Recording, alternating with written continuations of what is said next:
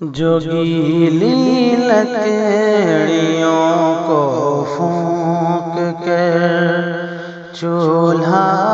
جلاتی تھیں، جو گیلی لکڑیوں کو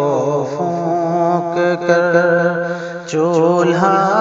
جلاتی تھیں، جو سل پر سرخ مرچ پیس کر سالن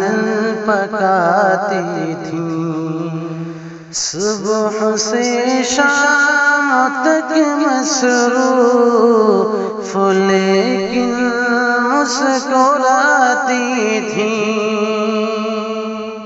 بھری دوپہر میں سر اپنا ڈھک کر ملنے آتی تھیں، جو دروازے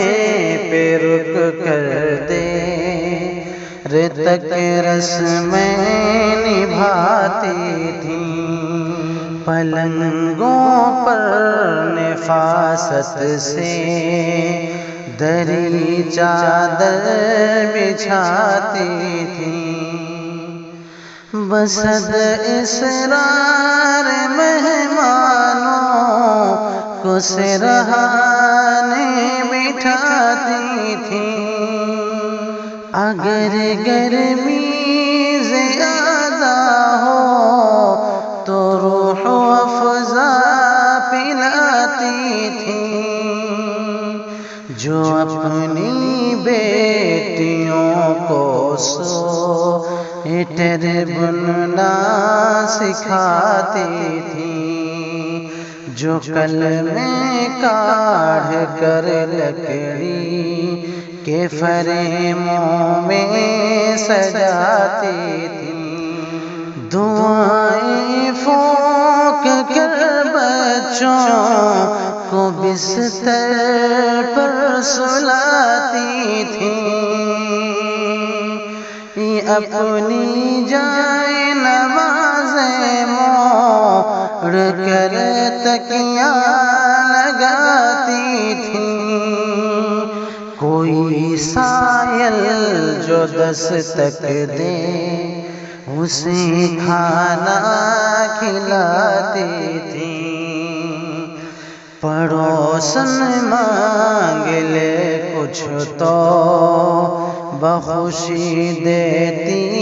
دلاتی تھیں، جو رشتے کو برتنے کے کئی گر سکھاتی تھیں، محلے میں کوئی مر جائے تو آنسو بہاتی تھیں، کوئی بیمار پڑ جائے تو اس کے پاس جاتی تھیں، کوئی تہوار پڑ جائے تو خوب مل جل کر مناتی تھیں، وہ کیا دن تھے کسی بھی دوست کے ہم گھر جو جاتے تھے تو اس کی ماں اسے جو